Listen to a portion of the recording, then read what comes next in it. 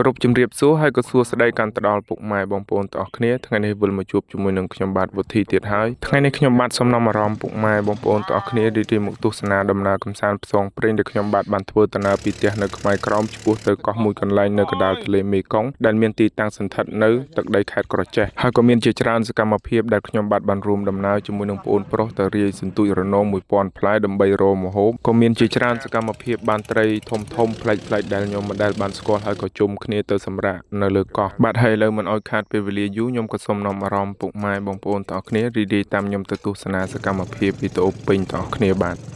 ចាប់ផ្ដើមមុននឹងចេញដំណើរពីផ្ទះទៅនិយាយពីថាអីវ៉ាន់ឡើងពេញម៉ូតូខ្ញុំមកស៊ូម្ដងបងប្អូនបាទហើយធ្វើដំណើរពីផ្ទះទៅដល់ព្រំដែននឹងវាមានចម្ងាយប្រហែលជា20គីឡូជាងមកដល់ព្រំដែនជិះម៉ូតូប្រហែលជាកន្លះម៉ោងក៏បានមកដល់ព្រំដែនវាយត្រាប៉ាសពតអីនេះនោះរួចរាល់អស់ហើយក៏ហួសចូលមកដល់ដីខ្មែរយើងងឹតល្មមបងប្អូនបាទមេឃចិត្តយប់បាត់ហើយខ្ញុំធ្វើដំណើរក៏ហ៊ានបើកម៉ូតូលឿនដែរពេលល្ងាចអញ្ចឹងវាអាសាមានសត្វឆ្កែឆ្មាហើយគោក្របីឆ្លងផ្លូវកាត់មកដល់ពេលព្រឹកថ្ងៃក្រោយខ្ញុំក៏បានមកដល់ផ្ទះប្អូនប្រុសនៅទីរួមឃុំសណ្ដានស្រុកសម្បូរខេត្តក្រចេះដើម្បីនាំគ្នាទៅបោះតង់នៅលើកោះហើយចេញទៅថ្ងៃនឹងគាត់ក៏បាននាំប្រពន្ធគាត់ទៅតាមដែរទៅជួយរៀបសទូចរនងហើយសទូចយើងមានផ្លែទាំងអស់1000ផ្លែស្មើនឹងមានប្រវែងប្រហែលជា1គីឡូកន្លះបងប្អូនបាទត្រូវទេកាច់ផ្សេងកាច់គេលក្ខណៈខ្សែគេពួយយកបែរធំគេដាក់តាមឬឈើតាមស្រូបអីចឹងណាបាទបន្ទប់គេដើរតោតធ្វើវាស្អីហ្នឹងហើយពីអ្នកបងប្អូនអង្គុយប្រោកប្រាជ្ញឲ្យប្រពន្ធម្នាក់ឯងរៀបសទូចបាទចូលខែនឹងចាប់ផ្ដើមមានបងប្អូនគាត់ចេញមកនេសាទរកត្រីច្រើនហើយនិយាយពីថាចាយស្នាដៃគាត់រីសទូចលឿនមែនតើបងប្អូនបាទអត់ប្រយោជន៍ទៅខ្ញុំអត់កើតអីមែនតើទៅនាំគាត់មកតាមជួយរាយទៀតរាយរួចទៅក៏បាននាំគាត់ច្រឡំបាទជូនគាត់ទៅផ្ទះវិញជូនមកដល់ផ្ទះទៅហើយអូយបងប្អូនហើយបាទឆ្មាវាចំណាំតែម្ចាស់មកគឺមានត្រីមកឈរចាំព្រាតពេញទៅនឹងជូនគាត់មកដល់ហើយក៏នាំគ្នាបកទៅរកកន្លែងមើលកន្លែងណាទៅនងមានកោះស្អាតហើយអាងបោះតង់សម្រាប់ហើយនៅលើដងទន្លេមេគង្គខែនឹងទេបងប្អូនបាទយើងឃើញថាស្អាតប៉ុណ្ណឹងចាំ12 3ខែទៀតចាប់ផ្ដើមទឹករៀងកោះមានច្រើនស្អាតមែនតើបងប្អូនបាទនិយាយពីថារាប់ភ្លេចហើយឡើងមកដល់លើនេះចាប់ផ្ដើមទៅដើររកកោះបងប្អូនគាត់ទៅចុះមកផ្លាច់ជាប់ផុងបាទនេះបើពាក់បែកជើងអីដកមកដាច់បែកជើងល្មមហើយនៅលើនេះបងប្អូនបាទកុំច្រឡំថាឈើមិនមែនទេខ្យល់វាបក់វាគួចទៅទៅជាអញ្ចឹងមើលទៅដូចឈើប៉ុន្តែពិតដីទេបងប្អូនបាទវាឡើងដូចបកគោលឈើទូចអញ្ចឹងហើយនៅលើកោះនឹងនិយាយពីថាល្វឹងល្វើយពូមិនដឹងខាងណាខ្នៃទេបងប្អូនបាទងាកទៅកន្លែងណាក៏ឃើញតែស្អាតដែរល្វឹងល្វើយបងប្អូនណាសតតែកោះបងប្អូនអើយល្វឹងល្វើយសតដីខ្សាច់បាទលើកោះបងប្អូនគាត់មកដាំសិតតែតលងជ្វាហើយតលងជ្វានេះប្លែកលឹកខំនឹងមើលពណ៌អីទេនេះដាំលើឈ្នាខ្សាច់នៅលើកោះលោកច្រើនណាស់បងប្អូនហើយបាទកុំច្រឡំថាខ្ញុំដំបងស្មានដើមអីតាដល់ពិនិត្យមើលបដងតែតលងជ្វាមែនតែនសម្បត្តិធម្មជាតិតលងរបស់យើងកោះធម្មជាតិបាទច្រើនមែនតើជុំវិញនឹងសុទ្ធតែកោះល្វឹងល្វើយ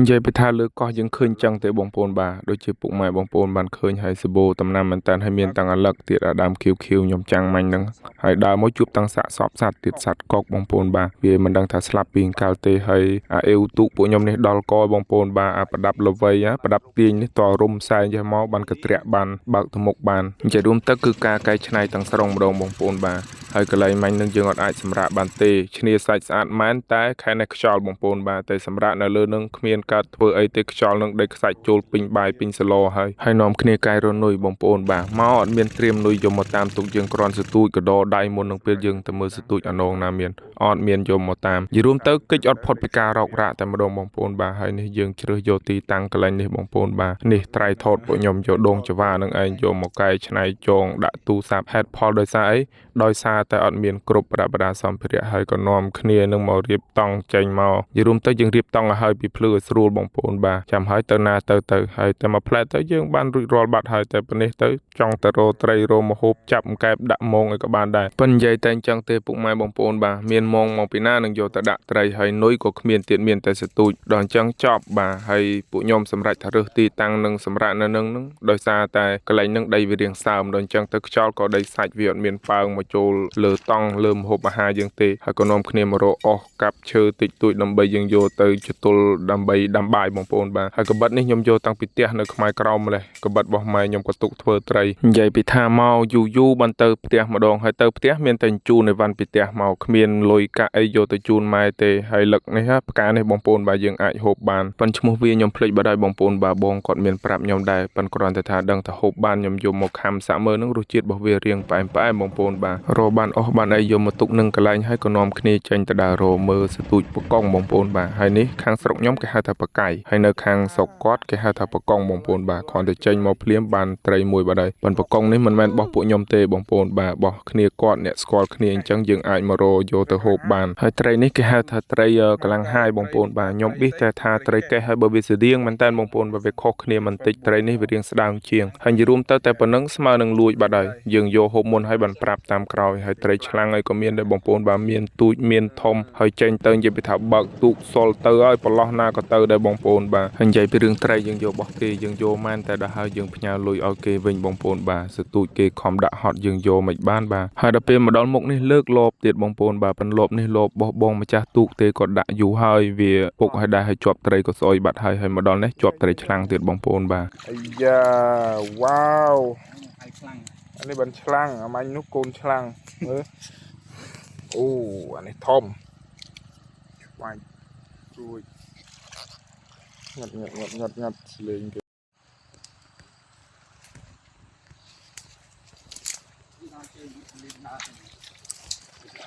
េចា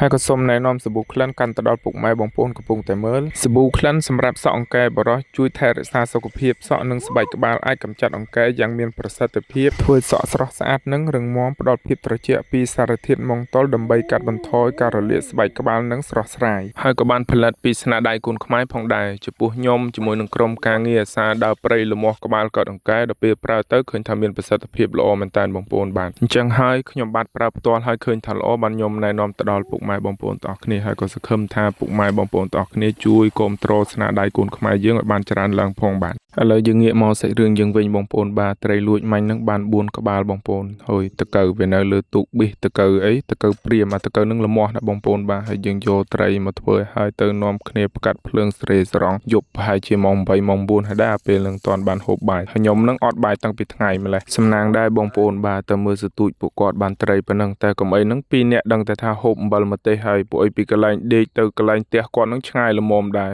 ជិះទូកអស់ប្រហែលជា1លីត្រ2លីត្រសាំងដែរបងប្អូនបានដល់កន្លែងបាទហើយតែប៉ុណ្នេះរស់ឲ្យបងប្អូនបាទត្រីមានបាយមានអង្គុយចាំនិយាយលេងមួយផ្លែទៅលើបាយនឹងម្ហូបឆ្អិនល្មមបាទហើយក៏សូមអញ្ជើញពុកម៉ែបងប្អូនទាំងអស់គ្នាហូបជាមួយនឹងពួកខ្ញុំបាទឆ្អិនល្អ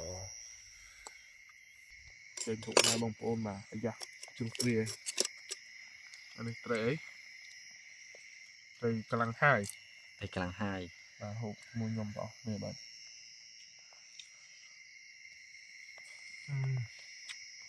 បងប្អូនអើយក្តីសុខមានតែប៉ុណ្្នឹង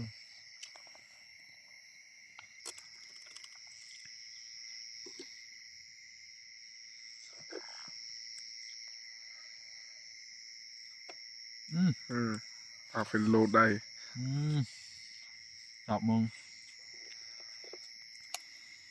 ទៅthấyខាញ់មែនចេះណែនៅលោតបានទៀតតានសម្រាប់ហើយលែងលោតបានហើយ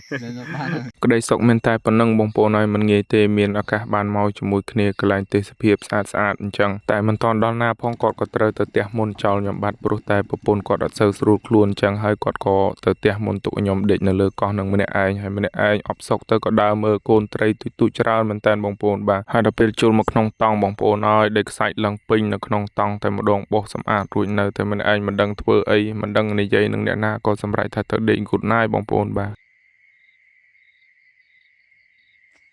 ឥ អរុនសួស្ដីពុកម៉ែបងប្អូនបាទមេឃចិត្តភ្លឺបងគាត់ក៏បកមកវិញមកនាំខ្ញុំទៅមើលសទូចអនងមើលថាបានត្រីអត់ប៉ុនគ្រាន់តែចេញមកព្រាមមានណាបងប្អូនឲ្យត្រីមិនតាន់បានទេវាជាប់អាខ្សែនោះរុំទៅមិនដឹងថាជាប់ជាមួយនឹងស្អីទាញមកដាច់ម៉ាត់ខ្សែសទូចត្រីមិនតាន់បានដឹងតែថាដាច់ខ្សែអស់មួយកណាត់បាត់ទៅហើយក៏យកអាខ្សែស្អីគេនោះគេនិយាយរួមទៅមុខជំនាញរបស់ពួកគាត់បាទបើខ្ញុំប៉ុនេះចប់បាត់ហើយគាត់បោះអាខ្សែនឹងទៅកាវបានខ្សែសទូចមកវិញមកហើយលើកមកបាទចាប់ផ្ដើមបានចូលមួយបងប្អូនអាត្រីនេះគាត់ហៅត្រីអីគេទេត្រីកបីខ្ញុំធ្លាប់ឃើញដែរតែខ្ញុំអត់ស្គាល់ឈ្មោះវាខ្ញុំឃើញគេទម្លាក់វីដេអូទៅខ្ញុំថាត្រីអីចម្លែកម្លេះសំតែថាត្រីនៅនឹងសមុទ្រប៉ុន្តែពិតត្រីទន្លេទេបងប្អូនបាទឥឡូវចូលអាក្បាលទី2នេះធំក្រនបើដែរ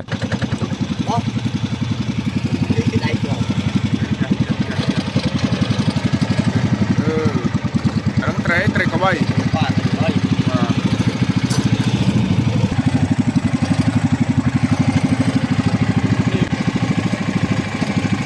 ត្រីកលាំងហាយ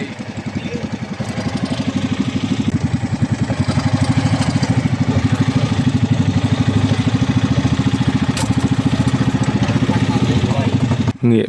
លើកឲ្យទៅឃើញតឹងថាត្រីធំបងប្អូនមានណាមកដល់ចំណុចនេះបានថ្មសោះអាដុំថ្មយើងចងពលិចឲ្យខ្ញុំខំទៅអស្មានតែត្រីធំហើយទូចអញ្ចេះយើងអត់យកទេបងប្អូនបើយើងបលែងវាវិញបើថាវាខំអត់សូវលេបជ្រៅអញ្ចឹងយើងបលែងវារស់វិញទៅទូវាធំហើយចំពោះការបញ្ចូលសលេងថ្ងៃនេះអធិស្ឋានខ្ញុំផងបងប្អូនបាទអីបើមកអង្គុយនៅកន្លែងលើដើរនៅក្នុងព្រៃលាន់តែសัตว์យំលាន់ទៅហឹងតែម្ដងបងប្អូនបាទហើយនិយាយពីរឿងត្រីវិញត្រីប៉ុណ្ណឹងថាបានច្រើនអត់ទេបងប្អូនហើយផ្លែឡើង1000ផ្លែមិនមែនតិចណារាល់ថ្ងៃហ្នឹងគាត់ចេញមកគាត់ថាបានច្រើនជាងនឹងបានម្ដង4 5 6គីឡូអីចឹងទៅតន់ដល់រដូវវាទៅក៏បានតែប៉ុណ្្នឹងហៅថាបានច្រើនហើយដល់ពេលមកនឹងខ្ញុំបានប៉ុណ្្នឹងតិចទេបងប្អូនយើងឃើញថាច្រើនប៉ុន្តិចទេបើយើងគិតទៅជាមួយរាល់ថ្ងៃគាត់បាននោះមិនដឹងថាដោយសារខ្ញុំមកសយក៏យ៉ាងណាមកដល់នេះដាច់ខ្សែទៀតបងប្អូនហើយបាទដោយសារតែខ្ញុំនឹងអាសាជួបរឿងរោគរាដល់អញ្ចឹងទៅធ្វើរោគរាដល់គេដល់ឯងទៀតចាប់មិនតែម្ដងខ្ញុំនេះបាទហើយលើនាំគ្នាទៅវិញមកដល់កន្លែងវិញមេឃភ្លឺល្មមបងប្អូនបាទហើយនេះត្រីរបស់យើងលទ្ធផល